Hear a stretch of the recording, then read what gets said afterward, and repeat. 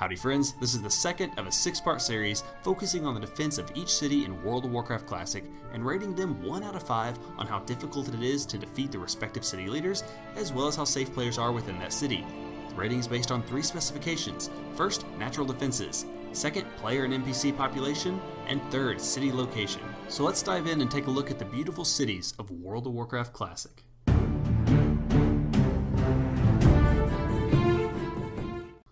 The second city in the series is the mysterious Darnassus.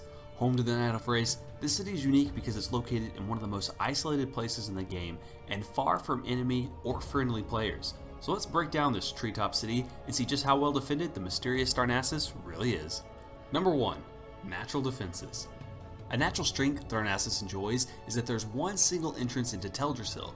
This requires all players entering the city to funnel through a single point before they can be led up to the tree. Even before this, players inbound to the Night Elf capital are required to travel across the docks in Darkshore, past the sight of dozens of guards, and across a ferrying boat before reaching Rutheren village. Here, more guards are present, but because players are able to travel through the portal even while in combat, most attackers would be better off just charging through this point and not stopping to fight the guards. Atop the tree and into the city, players will find Darnassus to be a large and open area, looking more like an open grove than a city. While the beauty of the city can't be overstated, aesthetics don't always mean practical, and the open areas mean a lack of chokes where invading players can travel mostly unchallenged. But not all the city is open, as when you first enter, you'll find large bodies of water around you, only crossable by these wide bridges, or by swimming. But most of these bridges are void of any guards. As far as back doors go, Darnassus doesn't really have one, as there's only a single way into this entire zone. However, it does have an open, low-level area right outside that lacks any high-level guards. This area is rather unpopulated, but if an attacking raid were to wipe in Darnassus, they could easily use this space to regroup and heal up without being harassed by any high-level guards. While the graveyards available in Teldrassil have changed through vanilla, in 1.12, Horde players who die within the city are able to resurrect from a graveyard in Dolinar, which means players who die within the city don't have that far of a run and still get to stay within the rather confined areas of Teldrassil. However, Alliance who die in Darnassus have a much closer graveyard within the city. This is a bit of a weakness, as Horde who die in the area have a relatively safe graveyard to respawn in that's not very far from the city.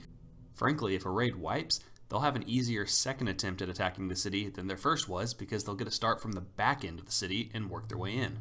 Overall, I give the natural defenses of Darnassus a 2.5 out of 5. Most of the city's strengths come from the difficulty of getting inside. However, once an enemy player is in, they'll find little resistance getting around.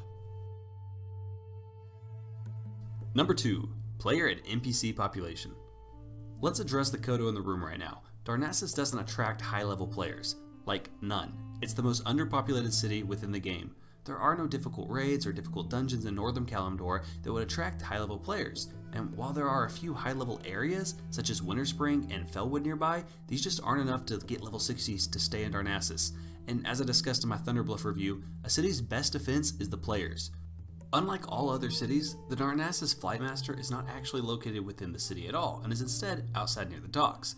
This is a poorly defended spot with only 2 guards present, so players flying in would likely be vulnerable to an attack. For stealth detection, the city has hunters mounted atop sabers that are able to see stealth enemies. These guards patrol a large portion of the city, however, their routes are very large, and while that means they cover a lot of space, and most of its space Alliance players won't actually occupy. Plus, rogues can just see them coming and wait until they pass before attacking. Something unique about Darnassus is that it has a few ancient protectors guarding it. From what I could gather, these giant trees pack quite a punch and have a large health pool, making them very effective guards. But sadly, they're pretty far from anything significant, so they aren't really guarding anything. And because of how big they are, only the most sloppy Horde players would even run into them. The Night Elf faction leader, Tyrande Whisperwind, sits within the Temple of the Moon. She has 4 guards surrounding her, as well as some priest trainers, and a surprising 1,066,000 health. She also has some powerful damage over time abilities, making her a formidable leader to fight. Even with its unique type of guards and mounted elites, Darnassus still suffers from a weak player population, giving it a 1 out of 5 in the player and NPC defenses. I wanted to see the city do a little better, but unfortunately it just doesn't have enough players. However, what it lacks in appeal, it makes up with its location. And that brings us to our third and final segment, location. Like all cities, Darnassus is entirely located within friendly territory. The only way to enter the city is from Darkshore, which is also Alliance territory, Darkshore has no Horde flight paths for Horde to use and leads to no other zones that would motivate Horde players to come through, so unless you're playing Battle for Azeroth, the Horde have no practical reason to come into Darkshore, let alone Darnassus. The nearest Horde flight path is in Ashenvale at Zoram Strand, which is a considerable distance away from the city and is a location that wouldn't give any reason for high levels to be around. Because of the city's location, the players using Darnassus as their hearth would likely be players that are around level 10 who haven't left the island, or players questing primarily in Fellwood or Winterspring, but even these players would be few and far in between, as most would rather set their home to more populated cities like Ironforge or Stormwind and just use the Ratchet flight path to access North Kalimdor. If any of you watched my Thunderbluff defense video, you might remember me saying that isolation of a city is a double-edged sword, because the distance that keeps attackers away also keeps allies away in the event of an attack. However, Darnassus is just a little different. It's so isolated and so far away that most Horde players don't even know how to get here. I played Horde exclusively in vanilla, and I remember not even knowing how to get to Darkshore, let alone the path I needed to take to get to the city, and if I ever wanted to look for a fight, I just traveled to the more accessible Stormwind. The location of Darnassus does an incredible job keeping Horde players out, and I'd give the location a 4.5 out of 5. Overall, the Night Elf capital scores a 2.5 out of 5. I'll say it again, a city's best defense is its players, and Darnassus just doesn't have them. But if you do end up coming here, you won't find many allies, however, you also won't find any enemies either. Well friends, I hope you enjoyed the video. I'm proud to say that next, I'll be covering the dusty stronghold of Orgrimmar, a city I can't wait to review, so if that's something you'd like to see, feel free to subscribe so you'll know when it's up.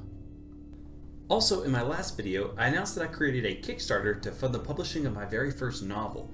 Well, I'm pleased to announce that the Kickstarter was a total success, and I'm on my way to publishing my first book. So if you're someone who enjoys fantasy thrillers, or just fantasy reading in general, then keep an eye out this September for my book titled The Court of View. I'll post updates as they come. And other than that, I thank you for your time, and I will see you guys next time.